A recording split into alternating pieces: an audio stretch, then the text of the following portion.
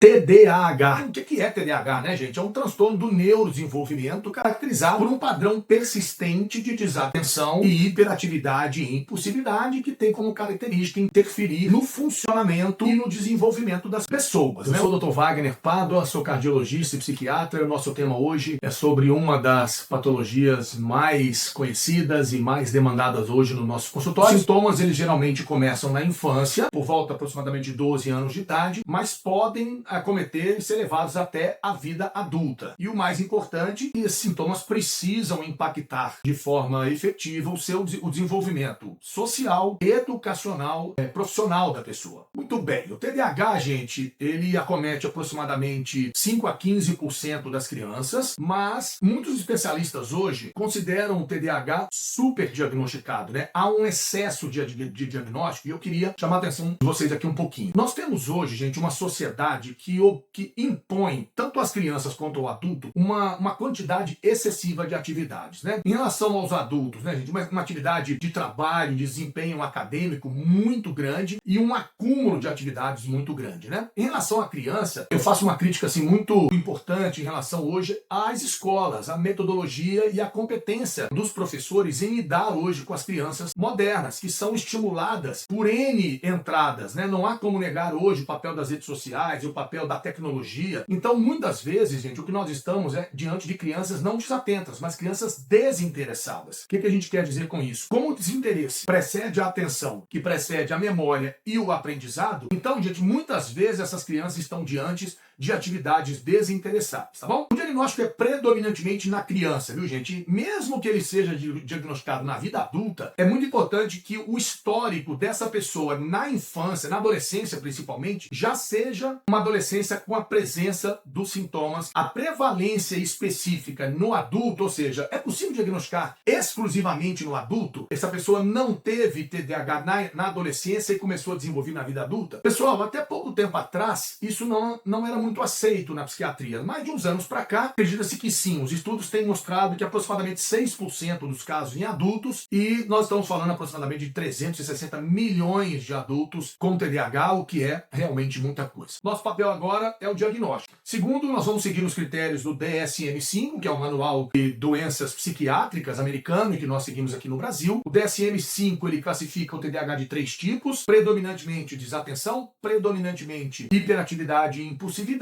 e o terceiro seria o caso combinado, que teriam as duas situações, tá bom? Uma coisa importante. Gente, o diagnóstico de TDAH é predominantemente clínico. Tá bom? Não existe exames de imagem, tipo tomografia, ressonância, nada disso. Exames de sangue, exames genéticos, nada. O diagnóstico é feito com entrevista com o médico no consultório.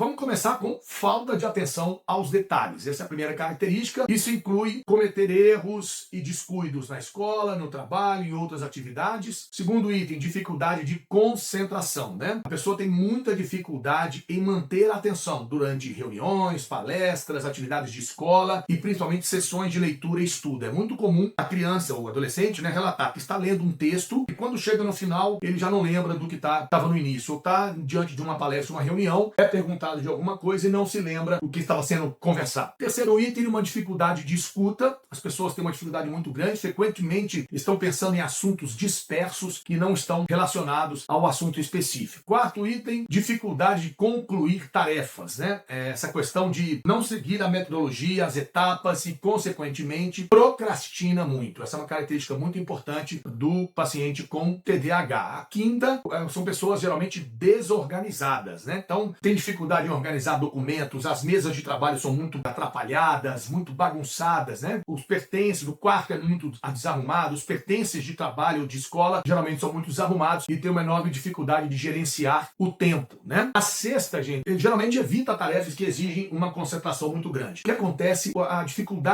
mental, né, em se concentrar, que efetivamente leva a um cansaço. Então procura evitar essas atividades. Distraem-se facilmente e obviamente se esquecem também facilmente onde colocaram objetos, esquecem de pagar contas, de fazer tarefas, de cumprir prazos. Vamos agora aos sintomas de hiperatividade e impulsividade. A primeira delas são pessoas muito inquietas. Se levantam facilmente nos lugares. Terminou o almoço, antes das outras pessoas terminarem, já levanta. Está numa reunião ou numa palestra, rapidamente repetidamente se levanta, tá no trabalho, tá sempre levantando o tempo inteiro de forma inquieta e não para no lugar. Outra coisa é responder de forma precipitada e geralmente interrompe as pessoas. A pessoa tá falando, ela interrompe, fala por cima e, consequentemente, tem dificuldade em permanecer em silêncio, né? Vira e mexe, tá dando opiniões, chamando, interpelando as pessoas, enfim. Outra característica importante é essa questão de estar sempre batendo uma caneta, batendo a mão, batendo os pés, né? Por inquietude. São pessoas que têm muita dificuldade em ficar parada. Se mexem o tempo todo, as crianças são muito hiperativas, muito agitadas, falam demais, se sentem inquieto demais e, por fim, uma grande dificuldade em esperar a sua própria vez. Eu queria lembrar que o DSM-5 enfatiza muito que esses sintomas, eles precisam afetar 2 ou mais áreas da vida da pessoa, né? Escola, trabalho e vida social. Pelo menos 2 dessas situações precisam efetivamente estar impactadas por esses sintomas para justificar efetivamente o diagnóstico e um eventual tratamento. Nós temos basicamente 2 tipos, psicoterapia e medicamentos. Vamos começar com a psicoterapia. Sem dúvida nenhuma, TCC, terapia cognitivo-comportamental, é a principal escolha, onde o profissional de psicologia vai ajudar a pessoa a desenvolver estratégias de organização, de gestão do tempo, de regulação emocional e de comportamento social, tá bom? Na prática, eu quero dar algumas dicas para vocês. A primeira delas, gente, evitem estudar ou trabalhar em locais com muito barulho, com pessoas chamando você o tempo inteiro, né? Procure locais mais silenciosos e que evitem a dispersão, tá bom? Nunca trabalhar ou estudar com fones de ouvido. Fone de ouvido, ouvindo música, etc. Outra coisa é metodologia, gente. Usar metodologias de estudo, metodologias pedagógicas. Eu quero chamar a atenção para vocês da metodologia Pomodoro. É uma metodologia já muito validada na psicologia e na pedagogia, e ela se caracteriza por, a cada momento de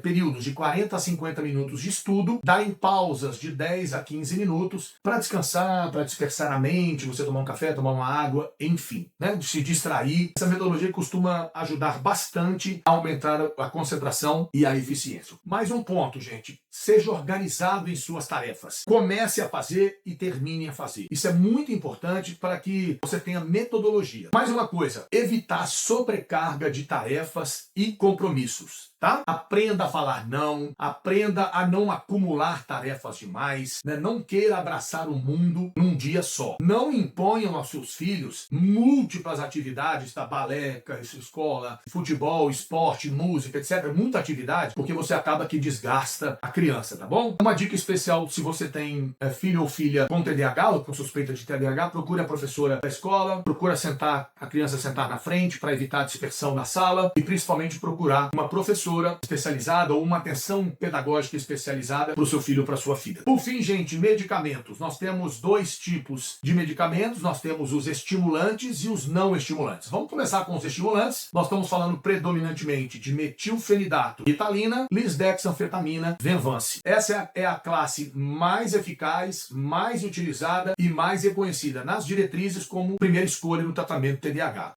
Ritalina mais comum em crianças, mais usada em crianças, Venvance mais em adultos, mas pode haver uma troca e uso de ambos os momentos da vida, tá bom? Queria chamar a atenção para o metilfenidato. Nós temos 3 apresentações, a de curta, que é a Ritalina, média, Ritalina LA, Ritalina 4 a 6 horas de efeito, Ritalina LA 6 a 8 horas e o Concerta 8 a 12 horas. Como é que isso funciona, gente? Nós vamos posicionar o uso da medicação no momento da escola da criança, no momento da faculdade do adolescente ou do jovem. Ele estuda à tarde, a faculdade à noite, nós vamos posicionar exatamente nesse momento. Cuidado que, se for à noite, tente usar a Ritalina de curta duração, você não vai ter dificuldade em dormir por causa do efeito colateral. Então, criança estuda de manhã, usa o Ritalina de manhã. Se ele tem atividades à tarde também, precisa também de usar um comprimido à tarde, porque o tempo de duração da medicação é curta. Se for a LA ou Concerta, aí tudo bem. Quanto maior a dose, maior a eficácia, mas quanto maior a dose também, maior os efeitos colaterais. Insônia, agitação, taquicardia, palpitações, ansiedade. Isso vale também para a lisdexanfetamina, que é o Venvance, 30, 50, 70 miligramas. O mecanismo de ação é aumentar a dopamina e a norepinefrina no cérebro. Para a gente terminar, os não estimulantes, de que nós estamos falando? De atomoxetina e também da bupropiona, que tem um efeitozinho nesse aí, mas predominantemente com a atomoxetina, que é o Atenta. É uma medicação, gente, que já existe nos Estados Unidos há muito tempo, aproximadamente 20 anos, veio para o Brasil recentemente, tem sido divulgado, é considerado nas diretrizes como segunda escolha no tratamento e principalmente se os pacientes têm efeitos colaterais com o uso dos estimulantes, tá? De 10 até 80 miligramas miligramas, tem que subir a dose gradativamente, lembrando que as doses eficazes são sempre as doses mais altas, de 60 e principalmente 80 miligramas, tá bom? Era isso que a gente queria falar com vocês. Gostou? Curte, compartilhe e valeu!